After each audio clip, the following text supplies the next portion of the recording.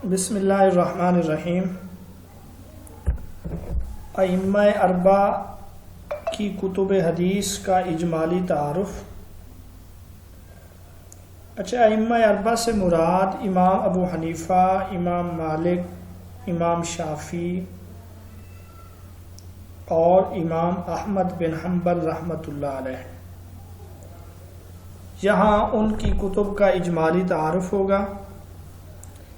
امام ابو حنیفہ کی مشہور حدیث کی کتاب کتاب الآثار میں 1066 کے قریب احادیث ہیں۔ ویسے یہ کتاب امام صاحب کے شاگرد امام محمد کی ہے، مگر منسوب ان کی طرف ہے۔ امام ابو حنیفہ رحمۃ اللہ علیہ کی جو کتاب ہے کتاب الآثار، آثار یہ اثر کی جمع ہے، اور اثر جو ہے یہ فقہا حدیث کو کہتے ہیں، یہ حدیث کو اثر بھی کہتے ہیں۔ اور امام ابو حنیفہ رحمۃ اللہ علیہ کو یہ اعزاز حاصل ہے کہ علم شریعت کو سب سے پہلے آپ نے مدون کیا۔ علم شریعت کے مدون اول جو ہیں وہ یہی امام ابو حنیفہ رحمۃ اللہ علیہ ہیں۔ اور اس بات میں علماء کا اختلاف ہے، ائمہ اربعہ میں سے پہلی کتاب امام ابو حنیفہ کی ہے یا امام مالک کی ہے۔ تو دونوں طرف علماء موجود ہیں، ان کے دلائل بھی۔ علماء احناف یہ کہتے ہیں کہ امام ابو حنیفہ کی کتاب کتاب الآثار یہ پہلی کتاب ہے، اور امام مالک بن انس رحمۃ اللہ علیہ نے موطا میں امام ابو حنیفہ کی پیروی کی ہے۔ امام ابو حنیفہ رحمۃ اللہ علیہ نے اپنی کتاب الآثار کا انتخاب 40,000 احادیث سے کیا ہے۔ اس کتاب کا جو انتخاب ہے وہ 40,000 احادیث سے ہے، اور آپ نے اس کتاب میں وہی روایات درج کی ہیں جن کے بارے میں امام ابو حنیفہ رحمۃ اللہ علیہ کو یقین تھا کہ یہ صحیح ہے۔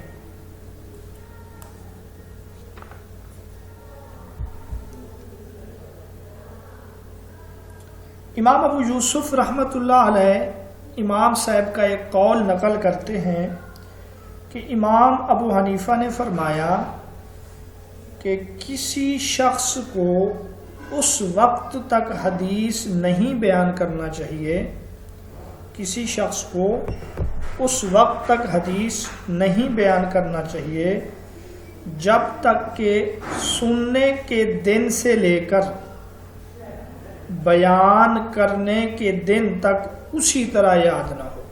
جب تک کہ سننے کے دن سے لے کر بیان کرنے کے دن تک اسی طرح یاد نہ ہو، تو آپ اس سے جو ہے اندازہ لگا سکتے ہیں کہ امام ابو حنیفہ نے اس کتاب میں جو احادیث درج کی ہوں گی وہ کس معیار کی ہوں گی۔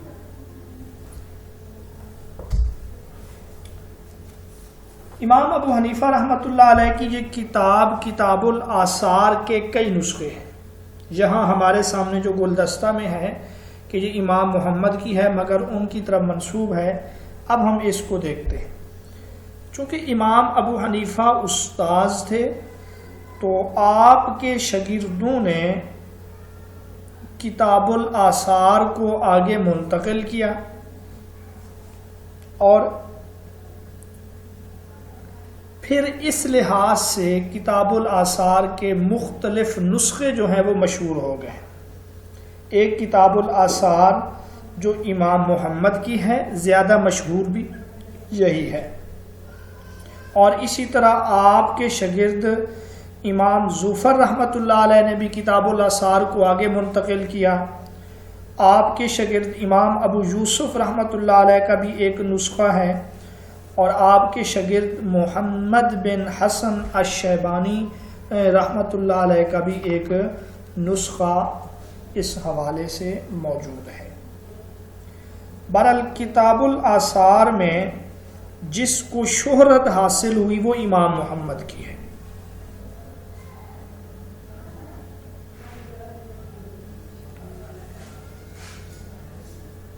جی،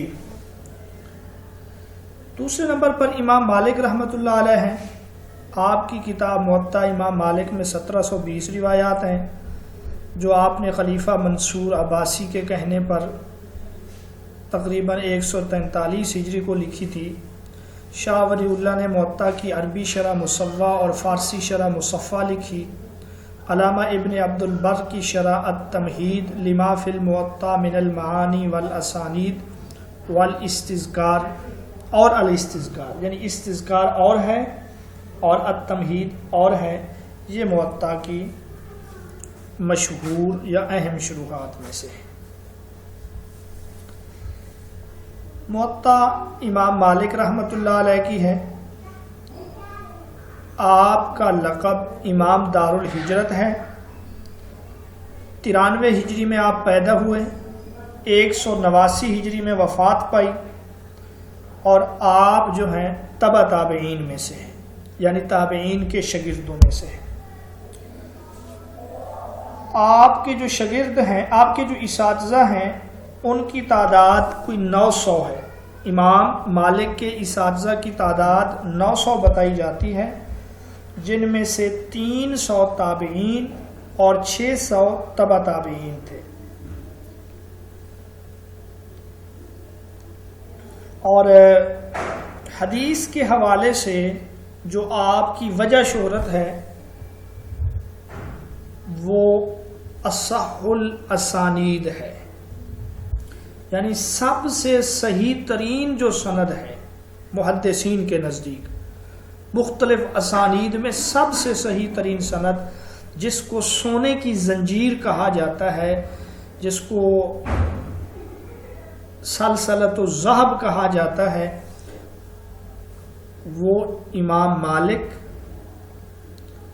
نافع عن عبداللہ بن عمر عن رسول اللہ صلی اللہ علیہ وسلم۔ تو آپ کو یہ اعزاز حاصل ہے، محدثین کے نزدیک جو سب سے صحیح اصح الاسانید ہے وہ امام مالک کی ہے۔ علامہ ذہبی رحمۃ اللہ علیہ نے آپ کے متعلق لکھا کہ 5 باتیں ایسی ہیں جو امام مالک میں جمع ہو گئی ہیں۔ 5 باتیں ایسی ہیں جو امام مالک میں جمع ہو گئی ہیں، جو آپ کے علاوہ کسی اور شخص میں جمع نہیں ہوئی۔ ایک تو یہ ہے کہ آپ کی عمر دراز تھی۔ عمر دراز کا مطلب ائمہ اربعہ میں طویل العمر آپ تھے۔ سن کے لحاظ سے بڑے امام ابو حنیفہ تھے، لیکن ان کی کل زندگی 70 سال ہے، آپ کی جو ہے 85 سال ہے۔ آپ کا فہم عمدہ اور علم وسیع تھا، فہم عمدہ اور علم وسیع تھا۔ آپ کے حجت اور صحیح روایت ہونے پر تمام ائمہ کا اتفاق ہے۔ اس کے بعد فرمایا کہ آپ کی عدالت اتباع سنت اور دینداری پر محدثین کا اتفاق ہے، اور فقہ و فتویٰ میں آپ کی مہارت مسلم ہے۔ فقہ و فتویٰ میں آپ کی مہارت جو ہے مسلم ہے۔ جی کون سی بات دوہرا دوں؟ نمبر 3 پوائنٹ سر، حجت والا جو تھا۔ جی آپ کے حجت اور صحیح روایت ہونے پر ائمہ کا اتفاق ہے۔ امام مالک نے موطا کیسے لکھی ہے؟ تھوڑا سا تو آپ پڑھ آئے ہیں. تو آپ نے یہ جو موطا لکھی یہ اہل مدینہ کے تعامل اور حدیث رسول پر مبنی کتاب ہے، یعنی اہل مدینہ کے عمل کو آپ نے ترجیح دی ہے.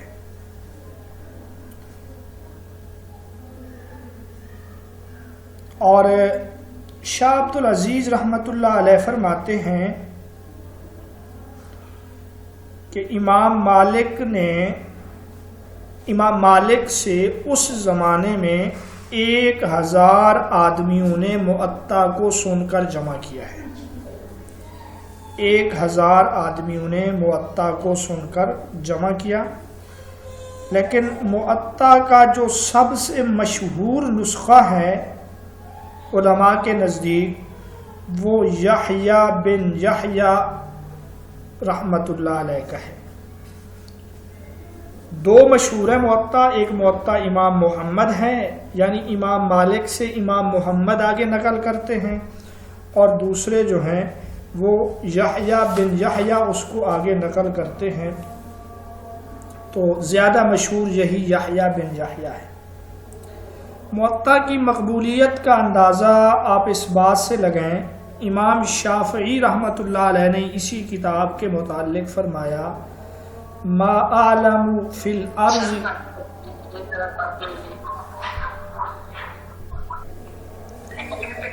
موطا کے مقبولیت کے حوالے سے امام شافعی کا قول مشہور ہے، روئے زمین پر کتاب اللہ کے بعد امام مالک کی کتاب سے صحیح تر کوئی کتاب نہیں. روئے زمین پر کتاب اللہ کے بعد امام مالک کی کتاب سے صحیح تر کوئی کتاب نہیں. یہاں آپ کو انٹرویو میں پھنسایا جا سکتا ہے، پوچھا جا سکتا ہے کہ امام شافعی کس کتاب کو صحیح ترین کہتے ہیں، تو جواب ہے موطا. بخاری کو کیوں نہیں کہتے؟ تو پھر آپ کیا جواب دیں گے؟ جی شاباش. امام شافعی رحمۃ اللہ علیہ 204 ہجری میں فوت ہوئے، جبکہ بخاری شریف کے لکھنے کا آغاز 216 یا 17 ہجری میں ہوا. اگر امام شافعی امام بخاری کے زمانے میں زندہ ہوتے تو وہ بھی یہی کہتے کہ روئے زمین پر جو صحیح ترین کتاب ہے وہ بخاری شریف ہے. چونکہ بخاری شریف اس زمانے میں لکھی نہیں گئی تھی، اسی لیے امام شافعی نے موطا کے بارے میں فرمایا کہ کتاب اللہ کے بعد جو صحیح ترین کتاب ہے وہ موطا ہے. ایک اور سوال آپ سے انٹرویو میں پوچھا جا سکتا ہے کہ شاہ ولی اللہ رحمۃ اللہ علیہ موطا کے بارے میں کیا کہتے ہیں، پیپر میں بھی پوچھا جا سکتا ہے. تو شاہ ولی اللہ رحمۃ اللہ علیہ اس کو بخاری اور مسلم پر بھی فوقیت دیتے ہیں. شاہ ولی اللہ موطا کو ایک تو سیاہ ستہ میں شامل کرتے ہیں، وہ کہتے ہیں کہ سیاہ ستہ کی ایک کتاب یہ ہے، سنن ابن ماجہ نہیں ہے، اور دوسری یہ ہے کہ انہوں نے موطا کو حدیث کی تمام کتابوں پر ترجیح دی ہے، اور ترجیح کے جو دلائل ہیں وہ آپ نے اپنی جو کتاب ہے مصفہ جو فارسی زبان میں ہے وہاں پر آپ نے دلائل کا تذکرہ بھی کیا ہے. اور اس کے علاوہ جو ابن اسیر جزری رحمۃ اللہ علیہ ہیں، جن کی کتاب ہے جامع الاصول، تو وہ بھی ابن اسیر جزری رحمۃ اللہ علیہ بھی صحاح ستہ میں سنن ابن ماجہ کی جگہ موطا کو صحاح ستہ میں شامل کرتے ہیں.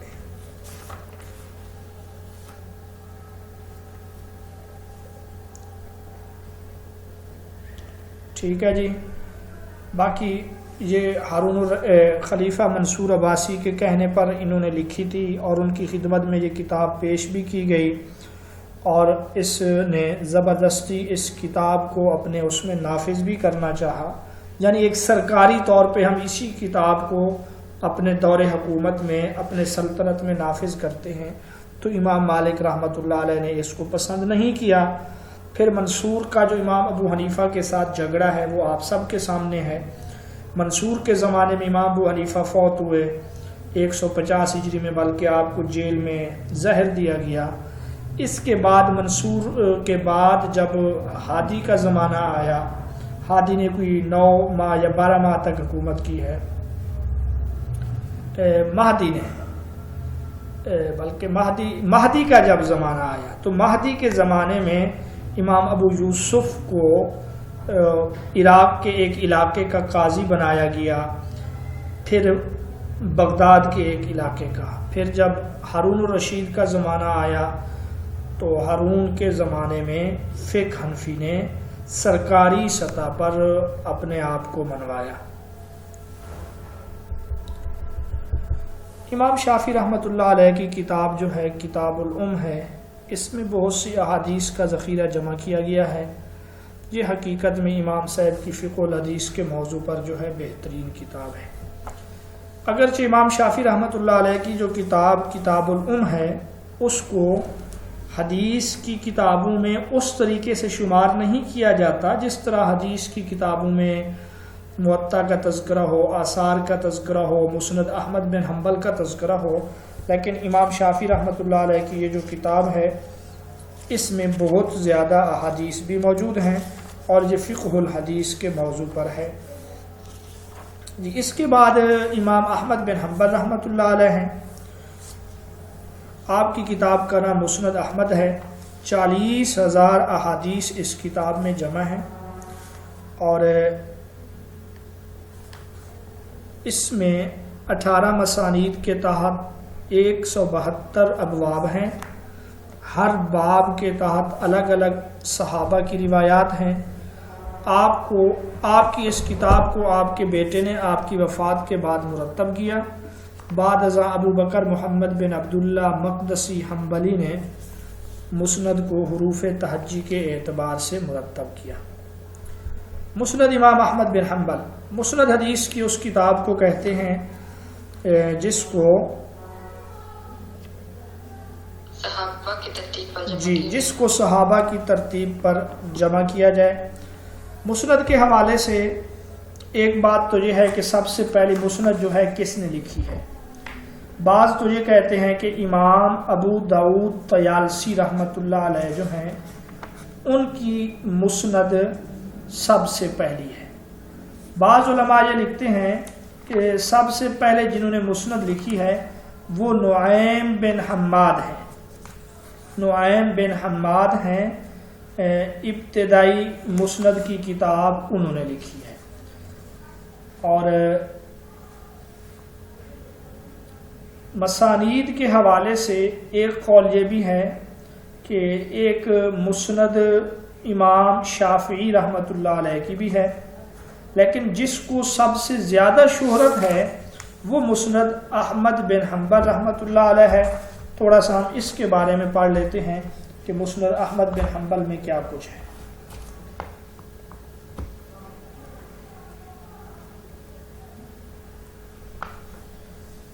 یہ مسند احمد بن حنبل میں 40,000 احادیث ہیں۔ 40,000 میں سے جو ہے 10,000 مقرر ہیں، یعنی اگر ہم مقررات کو حذف کر دیں تو پھر یہ 30,000 احادیث اس کتاب میں موجود ہیں۔ ایک بات اس حوالے سے آپ یہ یاد رکھیں۔ دوسری بات یہ ہے کہ ثلاثی روایات، تو مسند احمد بخاری میں آپ کو پتہ ہے 22 ثلاثی روایات ہیں۔ مسند احمد بن حنبل میں جو ہے 335 ثلاثی احادیث ہیں۔ مسند احمد بن حنبل میں جو ثلاثی روایات ہیں وہ 335 ہیں، تو ایک قول 337 کا بھی ہے۔ تو اس سے آپ اندازہ کر سکتے ہیں کہ آپ کی جو سند ہے وہ امام بخاری رحمۃ اللہ علیہ سے بھی بہت زیادہ عالی ہے، اس سے بہت زیادہ بلند ہے۔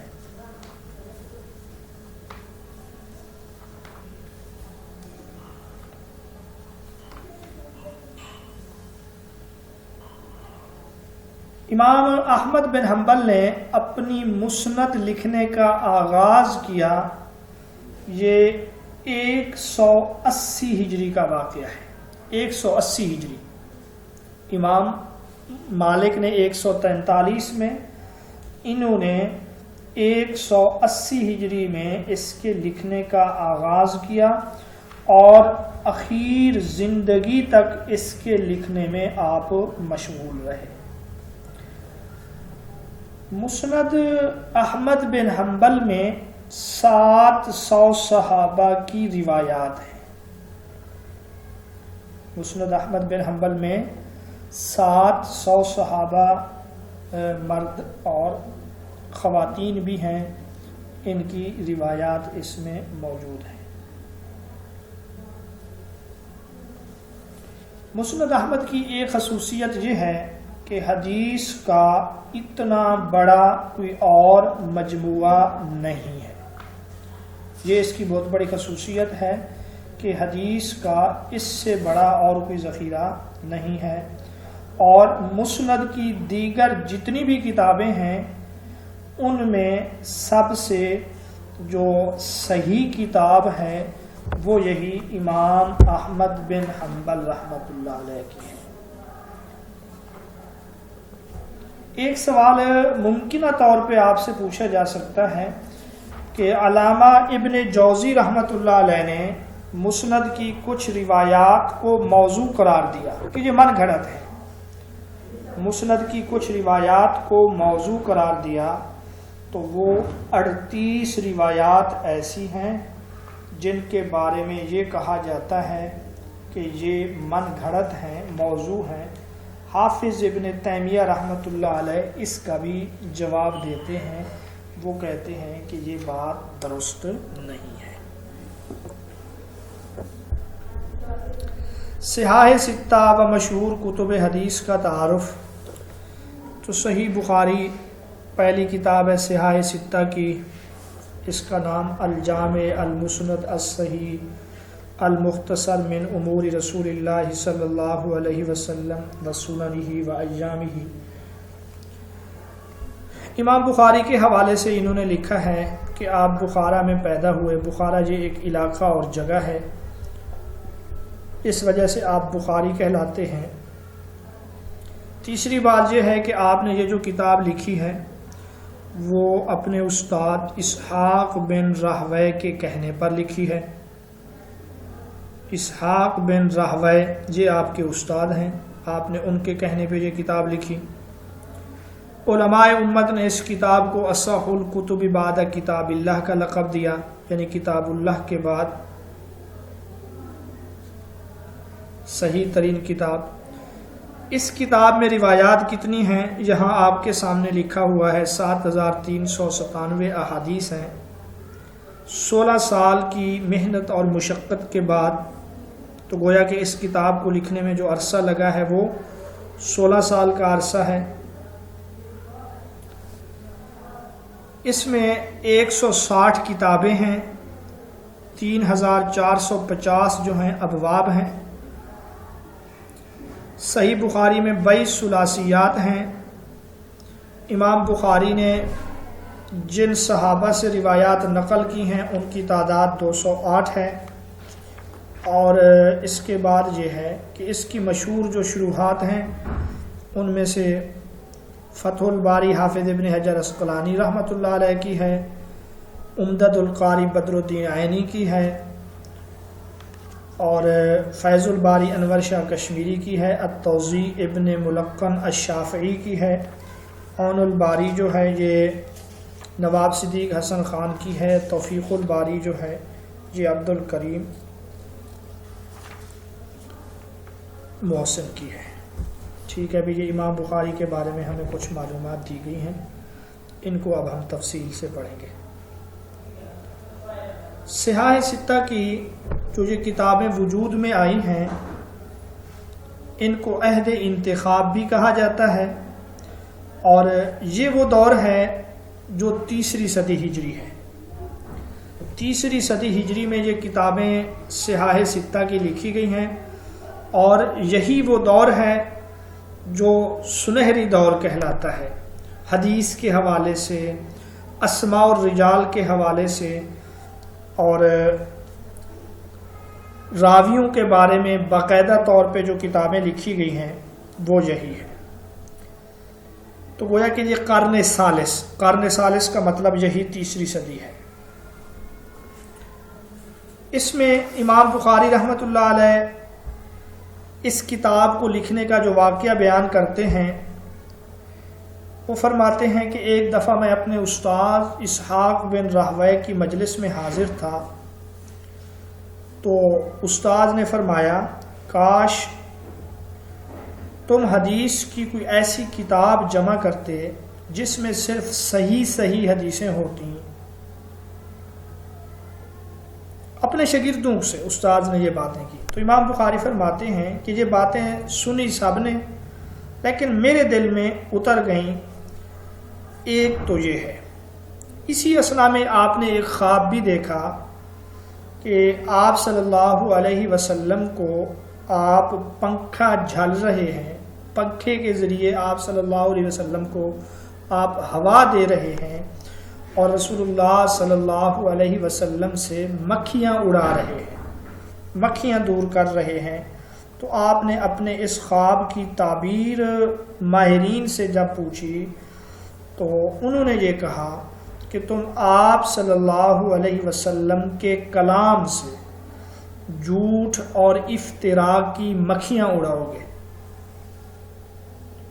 چنانچہ پھر آپ کو جو استاد نے کہا، پھر خواب دیکھا، تو آپ مزید اس کام کی طرف متوجہ ہوئے، اور آپ نے 6 لاکھ احادیث، 6 لاکھ صحیح ترین احادیث سے ان احادیث کا انتخاب کیا۔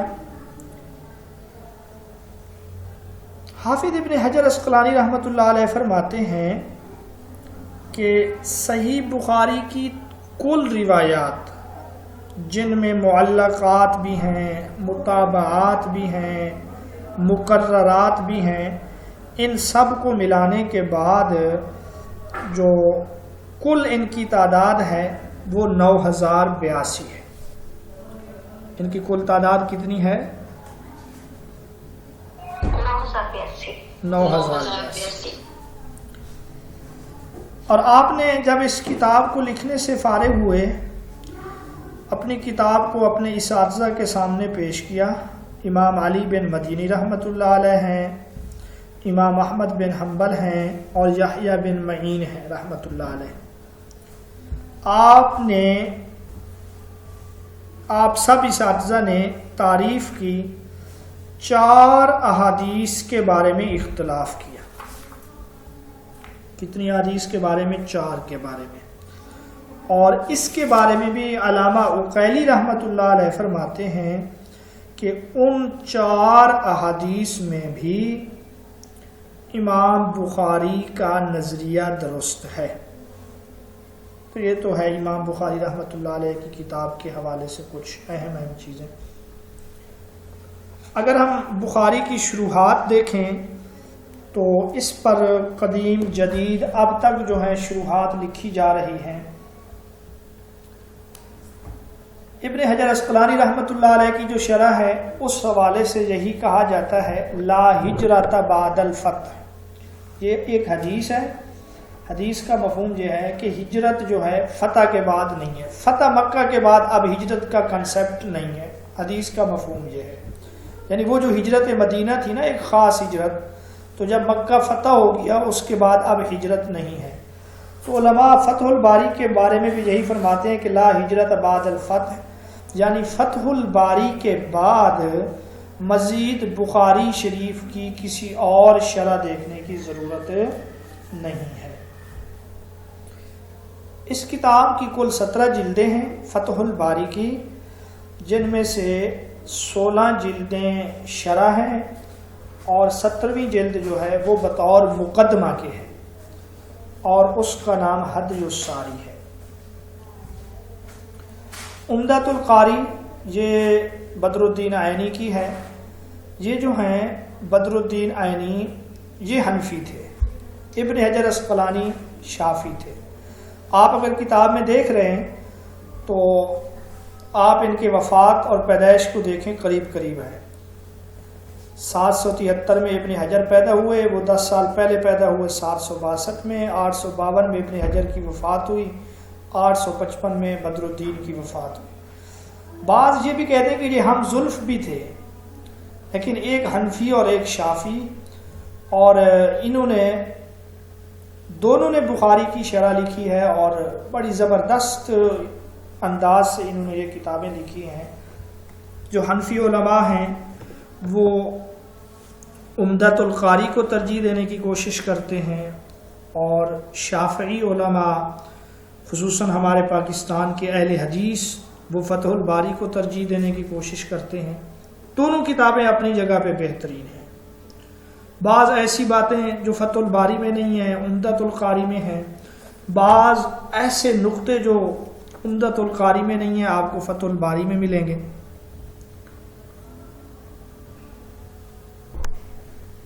یہ جو عمدۃ القاری ہے اس کی 11 جلدیں ہیں، اور علامہ انور شاہ کشمیری کی جو فیض الباری ہے یہ 4 جلدوں میں ہے، اور عون الباری جو نواب صدیق حسن خان کی ہے یہ 2 جلدوں میں ہے. ٹھیک ہے بھائی، بات سمجھ آ گئی آپ لوگوں کو؟ کتنی جلدیں ہیں؟ عمدۃ القاری کی 11 جلدیں ہیں.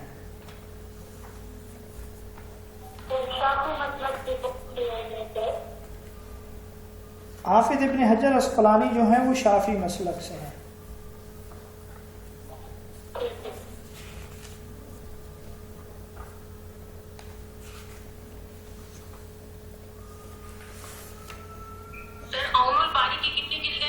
عون الباری کی 2 جلدیں ہیں.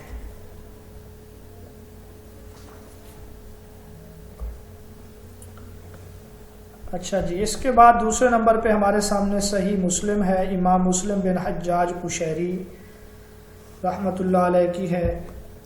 204 میں پیدا ہوئے، امام شافعی کی وفات ہے 204 میں ان کی پیدائش ہے. باقی 206 کا قول بھی ہے، اور اس میں 7563 روایات ہیں. امام مسلم نے جن صحابہ سے صحیح مسلم میں روایات نقل کی ہیں ان کی تعداد 218 ہے. صحیح مسلم میں کوئی ثلاثی روایت موجود نہیں ہے، گویا کہ ان کی جو سند عالی ہے وہ رباعی ہے.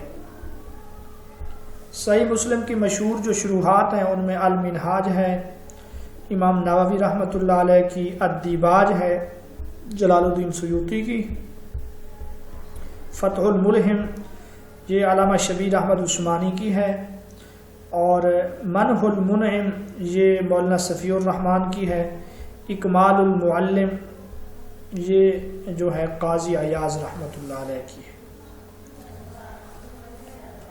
امام مسلم رحمۃ اللہ علیہ کی جو پیدائش ہے 204 کا قول بھی ہے، 206 کا بھی ہے، 202 کا بھی ہے. ایک بات، اور آپ کا لقب جو ہے وہ اساکر الدین ہے. وفات میں کسی کا کوئی اختلاف نہیں، 261 ہجری وفات ہے. اور وفات کے حوالے سے جو مشہور واقعہ ہے کہ آپ کسی مسئلے کو ڈھونڈنے کے لیے بیٹھے تھے، آپ کی خادمہ نے کھجوروں کا ایک ٹوکرا رکھا، آپ اس کو کھاتے رہے، تو اس اوور ایٹنگ کی وجہ سے پھر آپ کی طبیعت ناساز ہوئی، آپ فوت ہو گئے. امام مسلم نے اپنی کتاب کا انتخاب 3 لاکھ احادیث سے کیا. درست 3 لاکھ ہے، جہاں پہ اگرچہ شاید نہیں لکھا، آپ کو مختلف گائیڈوں میں 5 لاکھ کا بھی ملے گا، وہ 5 لاکھ درست نہیں ہے. آپ نے 3 لاکھ صحیح احادیث سے اس کا انتخاب کیا، اور اس طرح جو ہے 15 سال آپ کو لگے ہیں کتاب کو لکھنے میں، امام بخاری سے 1 سال کم. اور امام مسلم نے اس مسلم سے پہلے اس کا ایک مقدمہ لکھا جس کو مقدمہ مسلم کہا جاتا ہے، اور وہ ایک اصول حدیث کے حوالے سے ایک بہترین مقدمہ ہے. امام مسلم رحمۃ اللہ علیہ کی روایات کتنی ہیں، اس حوالے سے ایک قول یہ ہے کہ 7275 ہے۔ کتنی ہے؟ 7275 مقررات سمیت۔ ایک قول یہ ہے کہ اس میں 12000 روایات ہیں، ایک قول یہ ہے کہ اس میں 8000 روایات ہیں، اور مقررات کو حذف کرنے کے بعد اس میں 4000 احادیث بچتی ہیں۔ دوسری بات جو بخاری اور مسلم کا موازنہ ہے، یہ بہت اہم سوال ہے ٹیسٹ اور انٹرویو کے حوالے سے۔ تو ایک بزرگ گزرے ہیں، امام ابو علی نیشا پور سے ان کا تعلق تھا، وہ کہتے ہیں کہ روئے زمین پر مسلم کی کتاب سے زیادہ صحیح کوئی نہیں ہے۔ روئے زمین پر امام مسلم کی کتاب سے زیادہ صحیح کوئی کتاب نہیں۔ تو علماء اس کا جواب یہ دیتے ہیں، یہ حسن ترتیب مراد ہے کہ حسن ترتیب میں امام مسلم کی کتاب کو امام بخاری کی کتاب پر فوقیت حاصل ہے، باقی معیار میں امام بخاری رحمۃ اللہ علیہ کی کتاب وہ امام مسلم سے فائق ہے۔ اب ہم یہاں پہ چند چیزیں آپ کو بتائیں گے، آپ ان کو لکھ لیں یا ان کو یاد کر لیں۔ صحیح بخاری کی جو فضیلت ہے امام مسلم کی کتاب پر، اس کی وجہ یہ ہے، ایک تو یہ کہ امام بخاری رحمۃ اللہ علیہ کے جو راوی ہیں وہ عدالت میں، وہ اتصال سند میں امام مسلم کی راویوں پر فوقیت رکھتے ہیں۔ امام بخاری کے جو راوی ہیں وہ عدالت میں، اتصال سند میں اور اسی طرح دیگر چیزوں میں امام مسلم کے راویوں پر فوقیت رکھتے ہیں۔ کیسے بھائی صحیح بخاری میں 435 راوی ایسے ہیں جو بخاری میں ہے، مسلم میں نہیں ہے۔ 435 راوی ایسے ہیں جو بخاری میں ہے، مسلم میں نہیں ہے۔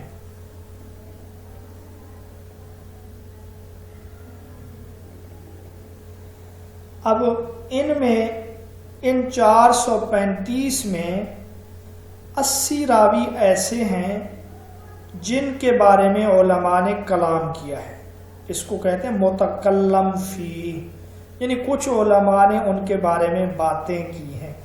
435 میں سے کتنے ایسے ہیں؟ 80۔ تو آپ سے پوچھا جا سکتا ہے کہ بخاری میں متکلم فی راوی کتنے ہیں، تو آپ کیا جواب دیں گے؟ 80۔ 620 راوی ایسے ہیں جو مسلم میں ہیں، بخاری میں نہیں ہے۔ تو امام مسلم 620 راویوں میں منفرد ہیں۔ ان 620 میں سے متکلم فی راوی جو ہیں 160 ہیں۔ متکلم فی راوی کتنے ہیں؟ 160۔ تو اعتراض والے راوی کس کتاب میں زیادہ ہوئے؟ مسلم میں۔ صحیح مسلم میں تعداد دگنی ہو گئی ہے، وہاں 80 ہیں، یہاں کتنے ہیں؟ 160 ہو گئے۔ ظاہر ہے جس کتاب میں متکلم فی راوی کم ہوں گے اس کی فضیلت زیادہ ہوگی۔ ٹھیک ہے، یہ بات سمجھ آ گئی آپ لوگوں کو؟ سر یہ 420 راوی ایسے ہیں جو کہ مسلم میں ہیں، بخاری میں نہیں، اس کی نہیں مجھے سمجھ آئی، دوبارہ بتا دیں۔ 620 راوی ایسے ہیں جن سے صرف امام مسلم نے حدیث لی ہے، امام بخاری نے نہیں لی۔ ان 620 میں سے 180 پر علماء نے کلام کیا ہے۔ اچھا یہ تو ہوگی جی، ان میں سے 160 پر، ہاں اب آ جاتے ہیں روایات پر. تو صحیح بخاری اور صحیح مسلم ان دونوں کو کہا جاتا ہے صحیحین. صحیحین کی کل 210 حدیثوں پر کلام کیا گیا ہے. صحیحین کی کل کتنی حدیثوں پر کلام کیا گیا ہے؟ 210 حدیثوں پر کلام کیا گیا ہے، جن میں سے 80 سے کم بخاری میں ہیں، باقی کہاں پر ہیں؟ کتنے بنیں گے؟ تقریباً 120. 210 80 نکالیں تو 120 تو نہیں بنتے. شاباش. تو گویا کہ 130 کے قریب روایات ایسی مسلم میں ہیں، 80 سے کم بخاری میں ہیں. تو جس میں روایات اس قسم کی جی، تو صحیحین کی کل 210 حدیثوں پر کلام کیا گیا ہے، جن میں سے 80 سے بھی کم جو ہیں وہ بخاری میں ہیں، باقی سب کہاں پر ہیں؟ مسلم میں ہیں. تو اس سے بھی آپ کو اندازہ ہو جائے گا کہ مسلم کی جو فوقیت ہے وہ کم ہے، امام بخاری کی جو فوقیت ہے وہ زیادہ ہے. اسی طرح بخاری میں ثلاثی روایات 22 ہیں، جبکہ مسلم میں ایک بھی نہیں ہے. اچھا، یہ ہم نے مجموعی موازنہ کیا ہے، ایک طرف بخاری ایک طرف مسلم. ہر حدیث کا موازنہ نہیں ہے. اگر ہر حدیث کا موازنہ ہو تو پھر کئی حدیثیں ایسی ہیں جن میں امام مسلم کو فوقیت حاصل ہے. یہ موازنہ کس طریقے سے ہے؟ مجموعی لحاظ سے. آ رہی نا بات سمجھ؟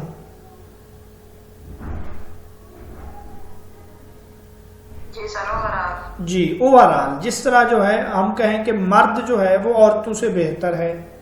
اب یہ ایک مجموعی موازنہ ہے، ایسا نہیں ہے کہ ہر مرد ہر عورت سے. کئی عورتیں ایسی ہیں کہ دنیا میں ان جیسا کوئی مرد ہی نہیں ہے ان کے مقابلے میں. تو یہ ایک اوورال موازنہ ہے، ایک طرف بخاری کی کتاب ایک طرف مسلم کی کتاب. اگر ہر حدیث کا موازنہ ہو تو پھر یہ بات درست نہیں ہے. کچھ حدیثیں ایسی ہیں جن میں امام مسلم کا معیار بلند ہو جاتا ہے امام بخاری سے بھی.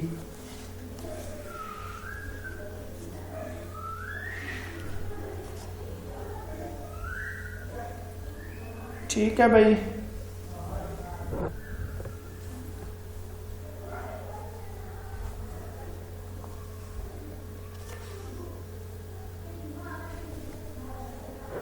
کوئی سوال آپ میں سے کسی کا؟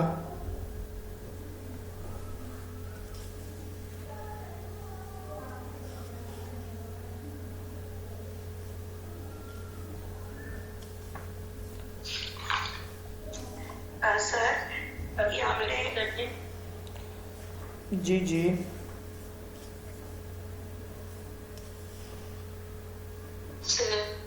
آپ نے بتایا کہ فتح الباری کی 17 جلدیں 16 جلدیں جو ہے وہ 16 جو ہے جلدیں وہ شرح ہے اور 17ویں جو ہے وہ بطور مقدمہ. اس سے آگے آپ نے کال میں بتایا کہ وہ میں نوٹ لے کر صحیح نہیں. وہ بطور مقدمہ کے ہے. اس کے علاوہ تو مجھے یاد نہیں کہ میں نے کون سی بات بتایا تھا کہ اس کا نام خدا الساری ہے. اس کا نام حدج الساری ہے. حدج الساری، حدج الساری.